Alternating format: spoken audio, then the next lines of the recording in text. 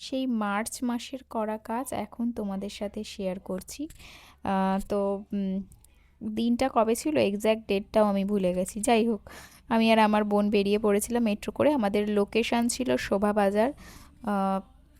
তো আমরা তো বেসিক্যালি অন টাইম, আমি তো ভেরি মাচ পাঞ্চুয়াল, আমি একদম টাইমে সব কিছু করতে পছন্দ করি।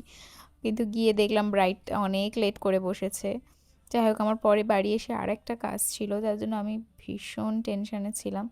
তো এই হচ্ছে অলকা। অলকা আমার মেকআপ ক্লাসের ফ্রেন্ড, তো ওর থ্রুতেই আমার এই কাজটা পাওয়া।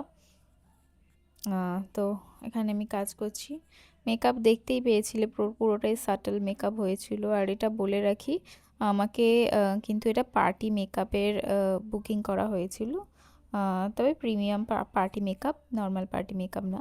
তো আর আমাকে বলা হয়েছিল যে একটা ছোট করে অনুষ্ঠান হবে, জাস্ট পার্টি মেকআপ করবে হালকা করে। তাই জন্যই কিন্তু আমার এই মেকআপটা একদম সাটল দেখতে পারবে।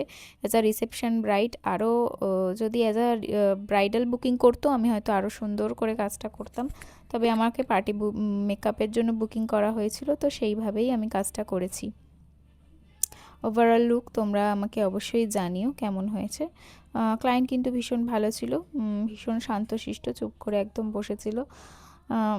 যাই হোক, তো আমার না মনে হয় যে আমাদের মেকআপ আর্টিস্টদের পার্টি মেকআপ অ্যান্ড ব্রাইডাল মেকআপের মধ্যে কিছু ডিফারেন্সেস রাখা দরকার, বা প্রাইসটা সেমই রাখা দরকার। কারণ কিছুই হেরফের হয় না, খুবই মানে কম পার্থক্যই থাকে। সব কিছুই আমাদের করতে হয়, যতটা ব্রাইডাল মেকআপে যা করি পার্টি মেকআপেও আমরা সেমই করি, কিছুই হেরফের হয় না।